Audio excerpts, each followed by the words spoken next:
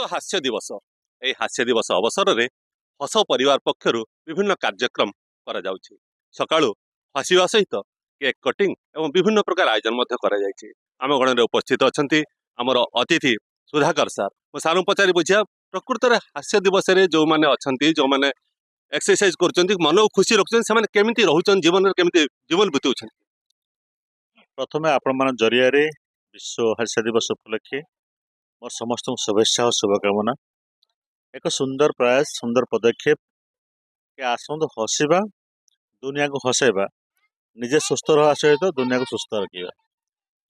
आजिकल जो भाया परिस्थिति अच्छी आमर देश विदेश युद्ध प्रवण विश्व ता भितर आम से परिवर्तन आने आमर निज को हसैकी शारीरिक मानसिक स्तर सुस्थ रहा एवं अन्य को प्रेरणा देवा आसतु समस्त मिलमिशि हसवा निज जीवन को सरस सुंदर करवा एवं किभली निजे स्वास्थ्यगत स्तर में सुस्थ रहा हस जरिया से वार्ता आम दौचु गोटे सब सुंदर वार्ता। तेणु बालेश्वर हस परिवार प्रत्येक सदस्य को मोर शुभेच्छा और शुभकामना से साधु उद्यम जिते धन्यवाद देले कम हम।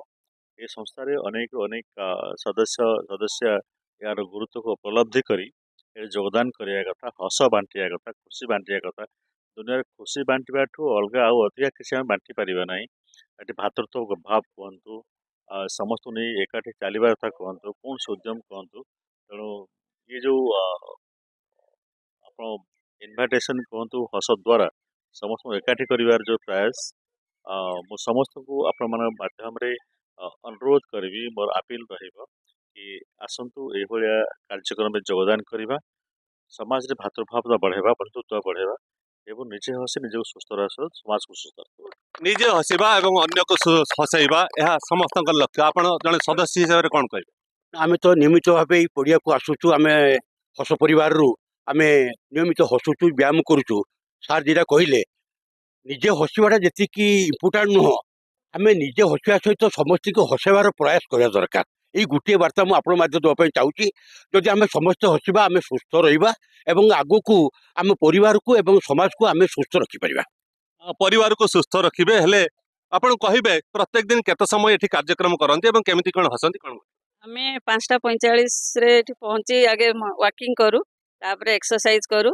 एक्सरसाइज रे प्रथम आमे लाफिंग माने एते हसु समस्त को हसौ आ निजे एते हसु जे सेइतरे आम देह पूरा भल रहिछि। समस्त हसंतु अन्य मान को हसंतु शरीर सुस्थ रहइबो मन सुस्थ रहइबो दुनिया माने परिवेश ही सुस्थ रहइबो हसिले। प्रकृत रे परिवेश सुस्थ रहइबो मन सुस्थ रहइबो सब कथा ठीक कोन कहइबो?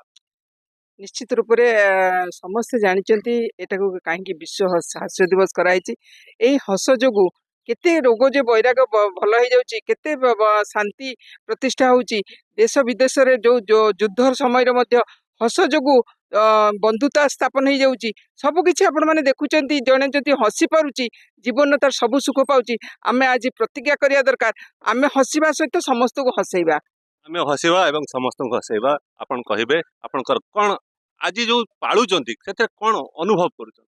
नहीं यही जो हस निजे हसीबा एवं अन्य को हसैबा एटा बोधे आज आमर थीम एटा 2017 मसीह आम हस परिवार आरंभ करूँ।